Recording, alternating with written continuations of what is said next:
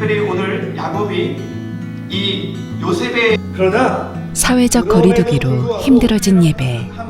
김요한 목사님에게는 코로나19 못지않은 커다란 어려움이 또 한 가지 있습니다. 아버지의 마음을 목사로서 이제 가장 힘든 부분이 글자를 볼 수 없다라는 거예요. 지금 뭐 제가 눈이 좀 잘 안 보여요. 눈이 안 보신다고? 예. 3년 전 찾아간 의사들마다 믿을 수 없는 이야기를 들었던 그날을 잊을 수가 없습니다. 병명도 모른 채 실명에 이를 수 있다는 청천벽력 같은 소식을 접하게 되었습니다. 어쩌면 2년 안에 완전히 실명될 수도 있습니다. 운전도 못 하실 거고 사람 얼굴도 못 알아볼 겁니다. 그때 다행히 이제 친구가 요한아 왜 그래 하면서 이제 저를 이렇게 안아주면서 제가 그때 이제 그 친구의 어깨에 기대서 이제 하염없이 막 눈물을 흘렸던 기억이 납니다. 누구보다 목회의 열정이 컸던 때에 찾아온 고난. 그러나 하나님은 예상치 못한 기회를 통해 영안을 열어주시고 어둠을 헤쳐나가게 하셨습니다. 그리고 그때 목사님에게선 이전과는 다른 고백이 흘러나왔습니다. 리더를 세웠는데 그 리더가 디모데예요. 이 아픔 가운데서도 하나님 앞에 쓰임 받을 수 있다. 내가 이 눈이 고침받지 않아도 하나님 나 버리지 않았어. 하나님 이런 나도 주님 사용해 주세요. 제 마음에 이제는 불안과 두려움이 아닌 기쁨과 감사로 채우겠습니다. 이렇게 바꾸니까요 실제로 하나님의 은혜가 이렇게 열리더라고요. 내 모든 걸 아시는 주님을 어둠의 동굴 속에서 빛으로 만나고 있습니다.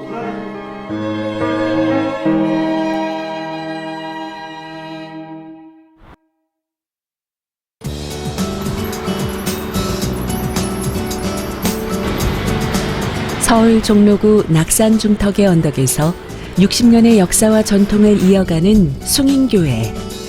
하나님의 영광을 위해 모이기에 힘쓰고 신실한 제자 되어 세상으로 나아가는 나눔과 섬김의 선교적 교회입니다. 이날도 주일 예배에 앞서 김유한 담임 목사는 말씀과 기도로 마음을 모으는데요. 하고 또 함께 나와 예배할 날이 있게 되기를 원합니다. 받아주시옵소서. 아멘. 교육자들 그 주일 예배 드리기 전에 먼저 이렇게 예배하고 또 주일 사역 좀 함께 점검하고 그런 시간 잠깐 갖습니다. 교역자들과 예배를 마치자마자 갑자기 어디론가 바쁜 걸음을 옮기는 목사님. 향한 곳은 다름 아닌 교회의 예배당입니다. 이른 시간의 주일날 아무도 없는 빈 예배당의 강대상으로 올라가는 이유가 뭘까요? 예배당인 것 같은데 아무도 없는데 여기 왜 오신 거예요? 예, 아무도 없을 때 저에게는 이렇게 설교를 연습할 수 있는 기회니까. 예. 창세기 48장 8-22절 엇바꾼 축복의 비밀. 제일 먼저 오늘의 설교 본문을 오디오 성경으로 듣습니다. 설교 연습을 해보는 게 이제는 몸에 배어 습관이 됐다는데요. 이 큼지막한 모니터 화면은 목사님의 설교를 도와주는 도구입니다. 이게 이제 한눈에 들어오진 않죠. 예, 그런데 제가 이걸 갖고 있는 것은 이제 보험처럼 만약에 이제 까먹었을 때 이제 어느 문장이라도 또 설교해야 되니까 그걸 위해서 중요한 키워드 중심으로 이렇게 좀 요약을 했고요. 설교 연습을 시작한 건 눈이 잘 보이지 않게 되면서부터입니다. 혹시나 부족함이 생기면 어쩌나 실수하지 않기 위해, 그리고 주님이 사랑하시는 양들을 잘 섬기기 위한 마음에서죠. 비대면 예배 때문에 오시는 분들 뭐 거의 없겠지만 한때 앉아 있는 성도들 있었으니까 그 성도들 예배 가운데 은혜 달라고 의자 하나하나씩 만지면서 하나님께서 좀 축복해 달라고 기도도 합니다. 이렇게 준비하다 보니 모든 설교를 다 외우다시피 하는데요. 조금은 더 많은 시간, 남다른 설교 준비 과정을 통해 특별한 은혜를 받는다고 합니다. 불편함 때문에 그렇게 시간이 많이 필요한 건 사실인데 좀 하나님과 저 사이에서 좀 마음 준비도 좀 할 겸 그렇게 이 시간을 저는 굉장히 소중히 여기고 있습니다.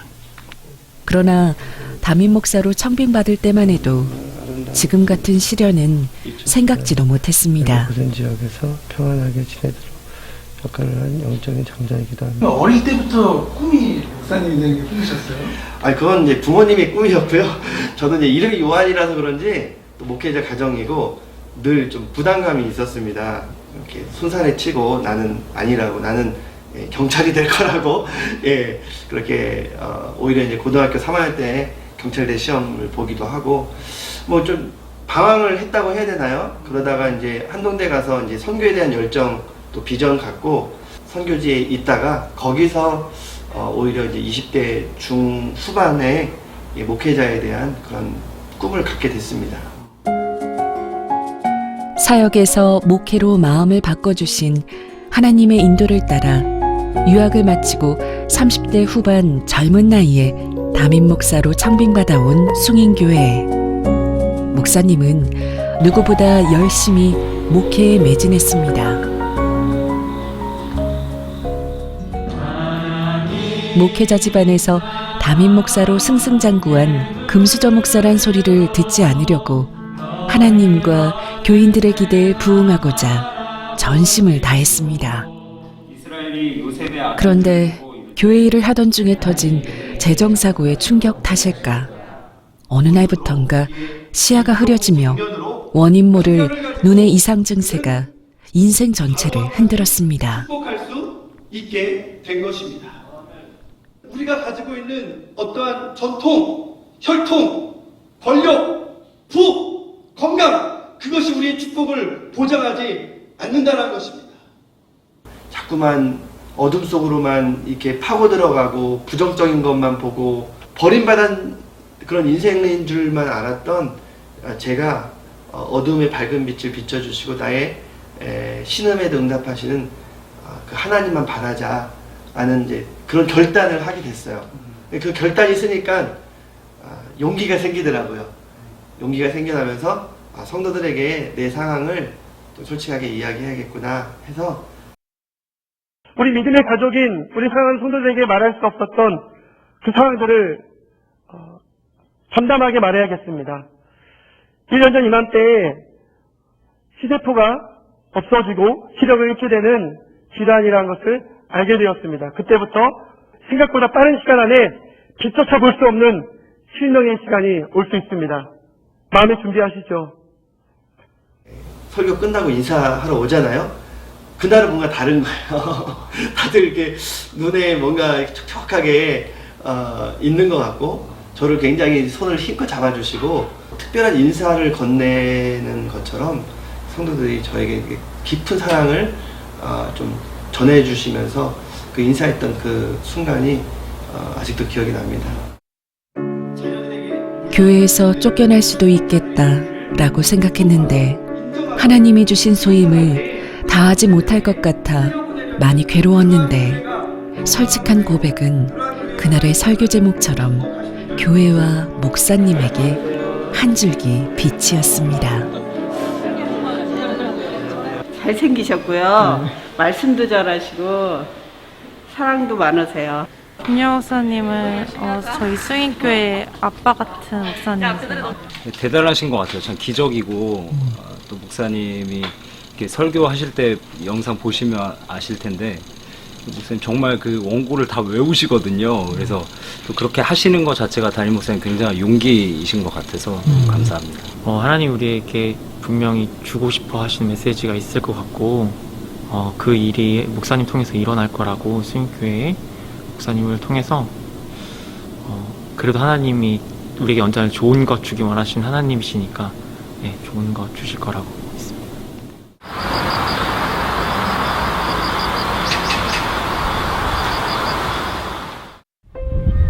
며칠 뒤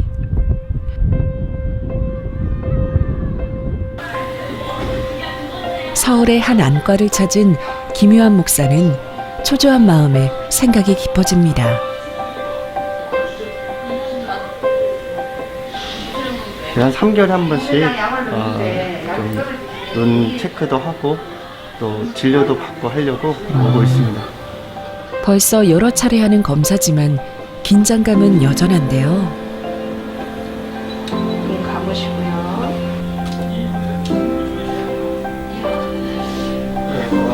숫자 보이세요? 너도 마찬가지일까요? 팔자나 삼자 같이 보여요.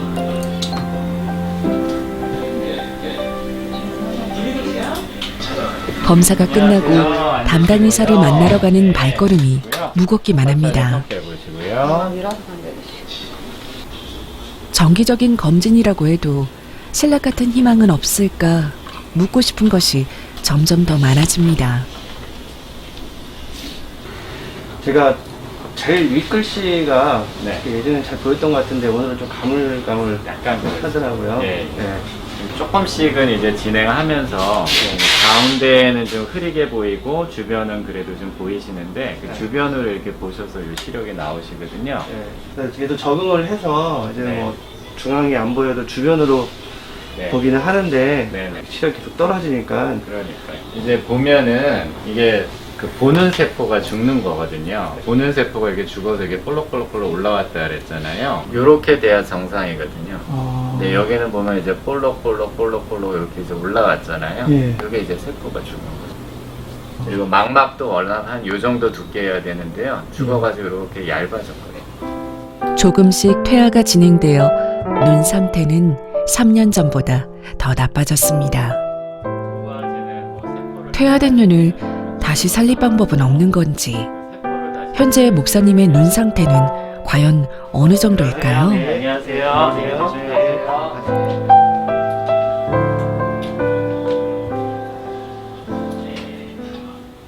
양쪽 다 거의 안 보이시죠? 가운데는 이렇게 뿌옇게 그냥 빛 정도만 보이고 형태는 안 보이시고 주변만 조금 살아있는데 이제 주변 시력이 사실 이렇게 명확하게 볼 수 있는 시력이 아니거든요. 3년 전에는 그래도 한 0.5 정도 이렇게 보셨었거든요. 네네. 그게 이제 3년 사이에 갑자기 확 0.05까지 떨어졌으니까 일반인으로서는 굉장히 힘든 일이죠. 보이던 게 점점점 안 보여서 하얗게 안 보이니까. 그죠? 네. 치료가 가능합니까? 죄송하지만 아직까지는 치료가 아니에요. 그러니까 이게 아직까지는 이 보는 세포를, 시세포를 이렇게 다시 원상태로 살리는 치료가 아직은 안 나왔거든요. 진료를 마친 목사님의 마음은 착잡하기만 합니다. 중심 시력은 좀 빨리 다쳤지만 주변 시력은 속도가 많이 느려지고 있고 또 어쩌면 딱 멈추는 경우도 있다고 하니까 그것만으로도 굉장히 감사합니다.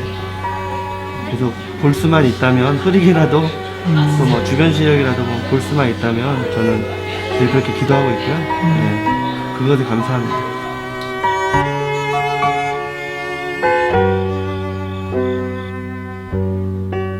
병원에서 돌아온 후 쉴 틈도 없이 뭔가에 몰두하고 있는데요. 이제 이번 주에 설교 준비하고 있는데요. 저에게 있어서 가장 중요하면서도 저를 가장 좀 편안하게 해주는 장소입니다. 이번 주일 설교 말씀은 창세기 48장 야곱이 요셉의 두 아들을 축복하는 내용입니다. 잘 보이지 않는 눈으로 한자 한자 키보드의 자판을 쳐내려가는데요. 물음표나 느낌표 같은 거는 제가 좀 이렇게 짐작하면서 찾아가야 돼요. 그래서 이제 글을 수정할 때는 좀 어려움을 겪습니다. 성경 말씀을 읽을 땐 제일 먼저 스마트폰 앱을 이용해 듣습니다. 요셉이 아버지의 무릎 사이에서 두 아들을 물러나게 하고 내 앞으로 나아오라. 내가 그들에게 축복하리라. 그리고 성경책은 꼭 빼놓지 않고 읽어야 한다고 하는데요.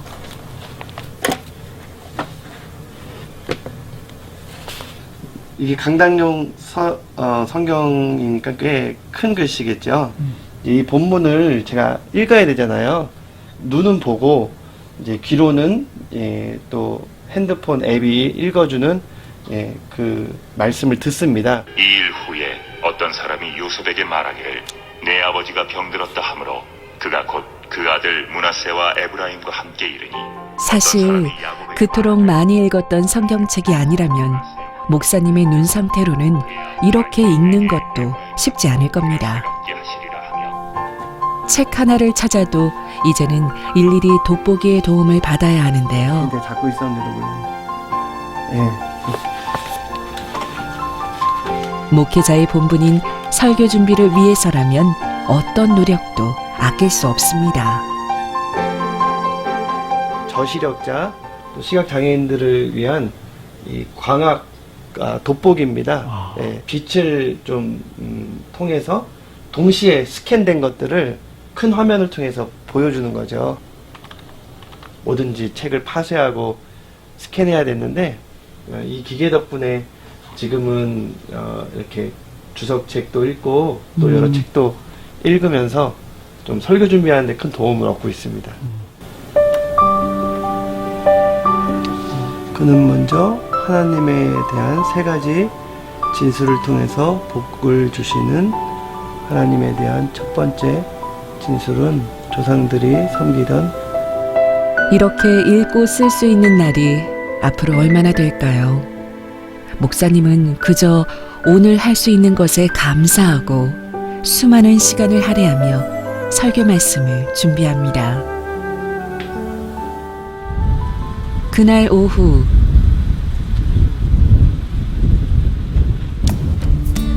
늘 교회 안에 머물던 목사님이 외출을 하시려나 봅니다. 뭐예요, 목사님? 제가 낮에 외출할 때 가장 중요한 건데요. 선글라스하고 모자입니다. 평지를 걷는 것보다 조금은 힘든 계단입니다. 천천히 한 계단씩 홀로 걷는 걸음이 왠지 불안해 보이는데요. 끝에 형광 표시나 어떤 노란색 표시가 없으면 경사로처럼 보여서 굉장히 좀 불안하고 조심스럽기도 하죠. 근데 이 계단은 워낙 많이 다니던 계단이라서 제가 좀 편하게 다닙니다. 또 간격도 또 굉장히 넓고요. 가파르지도 않고. 익숙한 곳이 아니면 보행에도 제약이 있는 상황. 그나마 빛으로 분간이 가능한 주변 시력으로 대중교통을 이용해 목적지로 갑니다.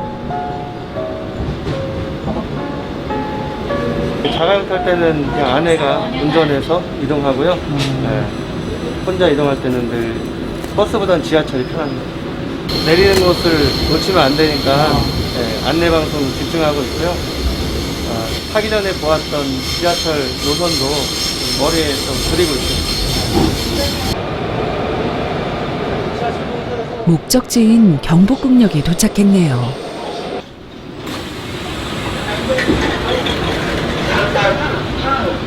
대체 어떤 분을 만나기에 이렇게나 반가운 얼굴일까요? 여기까지 나오게 해서 죄송합니다.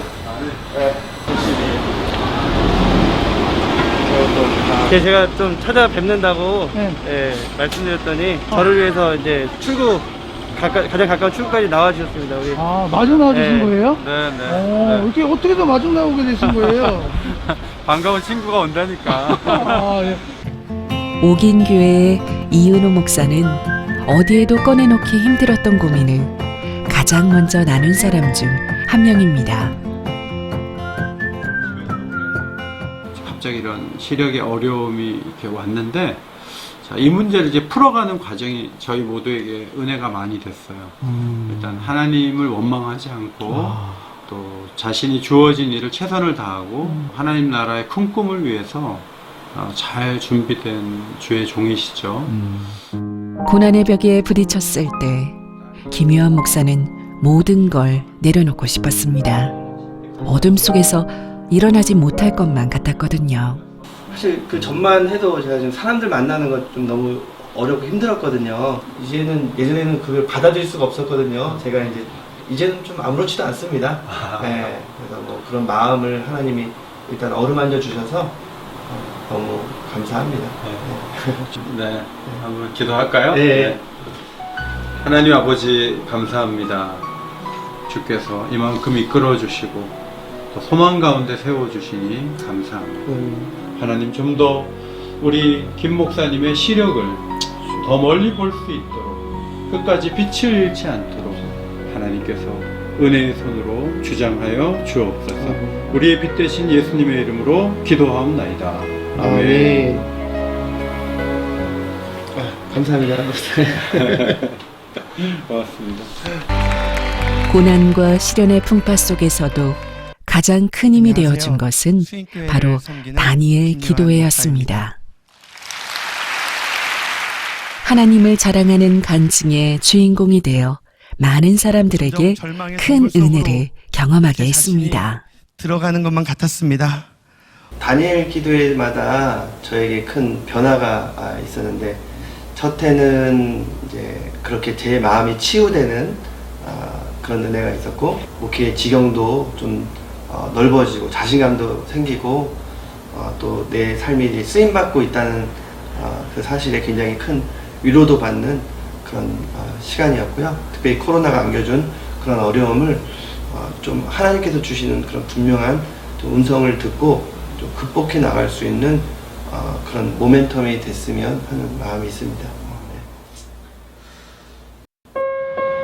코로나19가 오고 고난으로 인생의 계절이 바뀌어도 양들의 목자가 되라고 주신 일에 결코 소홀할 수는 없습니다.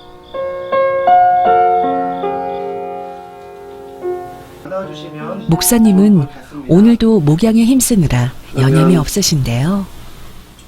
우리 박효진 집사님. 예, 안녕하세요. 예, 온라인 예배 드리니까 어떠세요? 집에서 드리다 보니까 집 안에 있는 환경 때문에 집중을 아무래도 못하게 되더라고요, 살짝. 솔직하게 말씀해 주셨네요. 예, 감사합니다. 목자들하고 사역훈련 있거든요. 근데 뭐 지금은 모일 수 없으니까 비대면으로 이렇게 줌이라는 걸 통해서 지금 영상 사역훈련을 준비하고 있습니다. 성도들 한 명 한 명 직접 마주할 수는 없지만 비대면으로 사역 훈련을 하는 데는 목사님만의 특별한 이유가 있다고 합니다. 또 숲을 이루게 되죠. 굉장히 풍성한 단순히 성경 공부뿐만 아니라 사람을 또 알아가고 또 세워가는데 굉장히 또 목회의 즐거움이고 성도들도 이제는 그걸 굉장히 또한 중요하게 생각하는 것 같습니다. 좌절로 인해서 목회를 놓았다면 가질 수 없었던 기쁨이자 보람입니다. 우리 그런 마음의 소원을 가지고 교회를 직접 다 볼 순 없어도 마음의 눈을 열어 주님을 찬양할 수 있음이 감사합니다. 축제와 같은 그 배가를 선교사님들을 파송하고 지역을 섬기는 일에 앞장서온 숭인교회의 사명을 다하기 위해 목사님은 오늘도 하나님께 영광이 되는 아름다운 교회를 꿈꾸고 있습니다.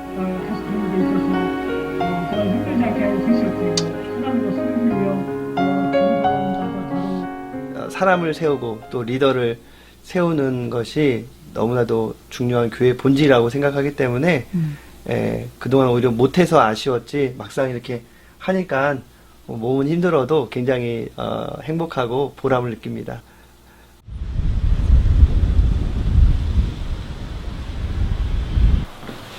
목사님이 오늘은 혼자가 아닌 동행하는 사람이 생겼습니다. 지금 어디 가시는 길이세요? 네, 오늘 좀 쉬는 날에 바람 좀 쐬러 갑니다.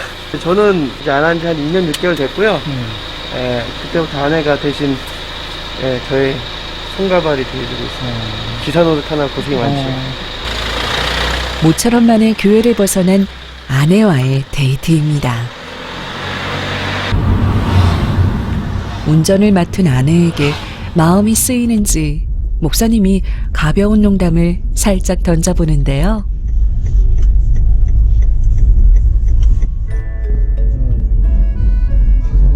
하는지 내가 다리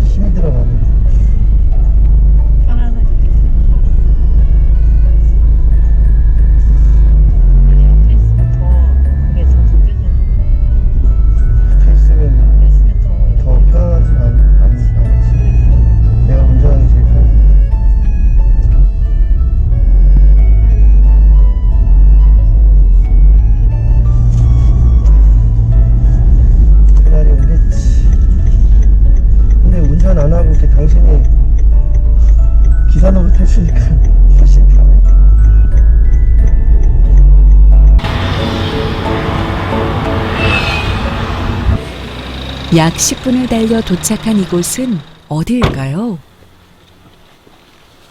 주로 이제 아내랑 산책하는 코스가 네. 예, 여기 동대문 성곽길. 자주 왔던 산책길을 걷는 두 사람. 걸었을 때 청와대 나왔지. 가서 발 맞춰 걸으며 팔짱을 낀 아내의 손길이 다정한데요. 계단? 계단은 뭐 다 잡고 가는 게. 어? 코스모스? 어디? 야, 가을하면 코스모스지. 이게 코스모스라고? 이런 건 좀 선글라스를 빼고 발전긴 해야 되는데. 근데 이 순간 목사님이 제일 궁금한 건 뭘까요? 아니, 코스모스는 원래 가지 각색으로 좀 돼 있지 않나? 이건 단색으로 돼 저기도 있나? 자주색 있고 분홍색, 하얀색. 얘는 단색으로. 여긴 다 분홍색들만. 저기 하얀색이고. 특별한 말을 하지 않아도 아내가 있어서 얼마나 힘이 되는지. 목사님에게 아내는 어려운 길을 버틸 수 있게 하는 가장 큰 버팀목입니다. 늘 같이 보던 곳을 다시 볼 수만 있다면 매번 만감이 교차하는데요.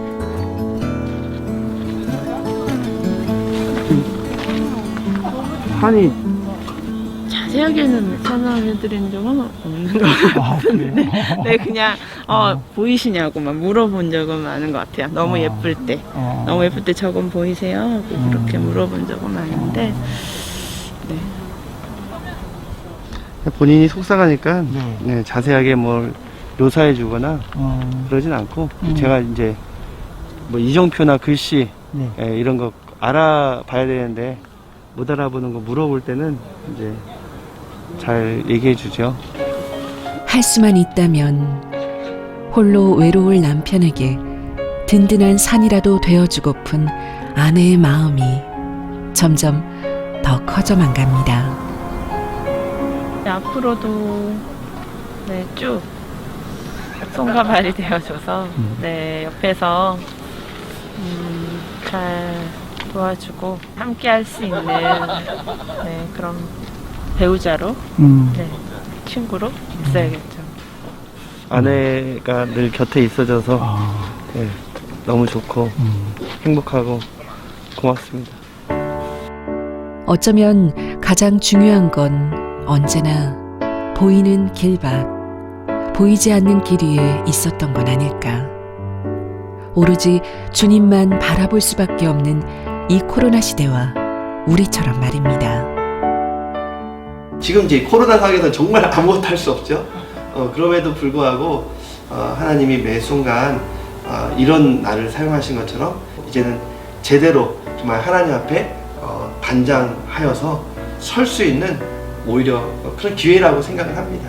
고난 중에서도 그래도 하나님 우리와 함께 하시고 또 자격 없는 우리를 또 한국교회를 또 나 같은 또 한 개인 한 사람 한 사람을 들어 사용하시는 그것이 우리에게는 귀한 일이고 그것이 바로 은혜라고 생각을 합니다.